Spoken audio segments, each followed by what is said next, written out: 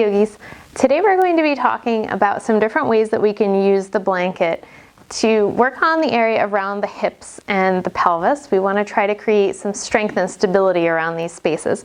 A lot of times in yoga we do hip opening. We're trying to create more movement, specifically more flexibility. Usually it's a passive range of motion. So this is going to be very different from that. We're trying to use the blanket to create a little bit of instability, to challenge the joint's ability to stabilize and to control all of the available range of movement in all directions of the hip. We have this lovely bar here at Hummingbird, so I'm going to use this first for the standing lunge to create a backward movement, because we do lunging pretty frequently. We want to make sure that we have control of this movement. So my right foot is on the blanket, my left foot is on the floor, and then I'm just going to slide the leg back and then start to draw up, really lift with the inner thighs as I come together. A lot more work on the way up. Pulling up through center, drawing in, lifting up through the crown at the top.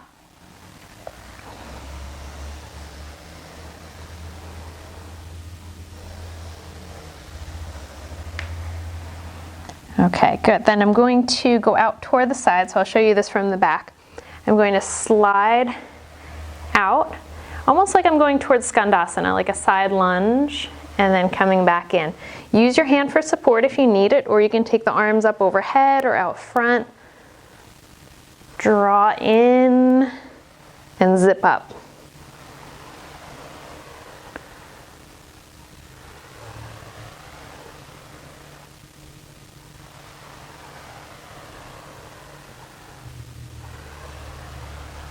Okay, and then we want to move toward the front as well. So now I'm going to slide down, and what I really like about this is I'm at the end range of motion for my ankle and my knee. Just be careful that you don't get any knee discomfort as you do this. It's almost like I'm coming into chair, but only with my one leg. And the other leg slides out front. Okay, good. So now I'm going to open the blanket, and of course you would do this on the other side too, but I'm going to open the blanket to show you the next one. So this gives me a little bit more ability to scrunch, and I'm going to turn my toes out, come back to parallel, and then turn my toes in. I'm doing a hip rotation with the legs straight, which we don't really do a ton of in most yoga practice. And you can feel how those hip rotators are working right around the pelvis and coming in. Good. All right, now we'll get a little bit more work for the adductors, for the insides of the thighs.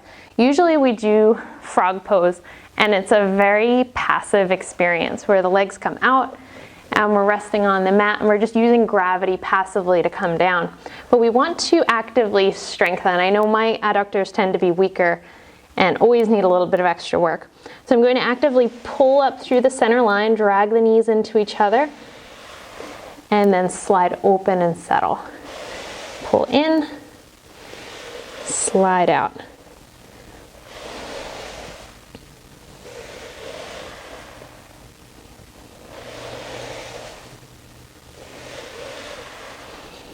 Okay, and then let's do some rotation here as well, because we do so much rotation in a stretching kind of fashion. And I'm going to turn sideways so that you can see how this looks with the feet.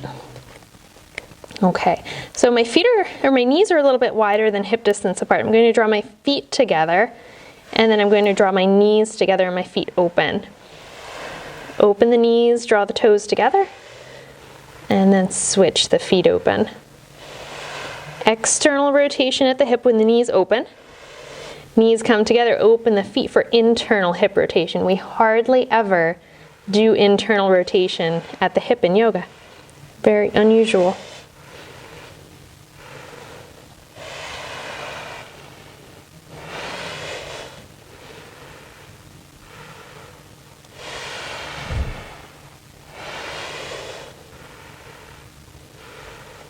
Okay. So I'm going to walk myself back into the center. And then we can do a little bit of work here with the blanket in the same sort of fashion. So you can think backwards movement. I'm going to take a block over here, and I'm working on my other leg now. So we're going to go back and then pull it forward. Go back and pull it forward. And I had the block there for balance, but you could try to just put the hands on the hips, and then it's a lot harder to balance. Chair, lunge, chair, lunge, chair. Skandasana, chair.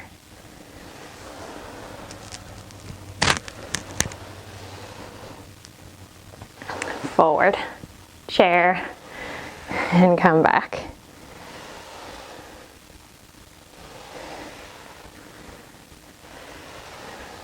So you're feeling all sorts of sensation in your legs and your thigh muscles because they are working in a way that they don't normally have to. And that's what it's all about. That's going to create a lot more safety in your practice when we challenge the body to move out of those habitual patterns. It's about the variety so that our body is ready, it's stable, it's strong. It can take on whatever movements get thrown at it during the day. All right, so that is one of the ways that we can use the blanket to get our hips moving in all different directions. Thank you so much for joining me. Namaste.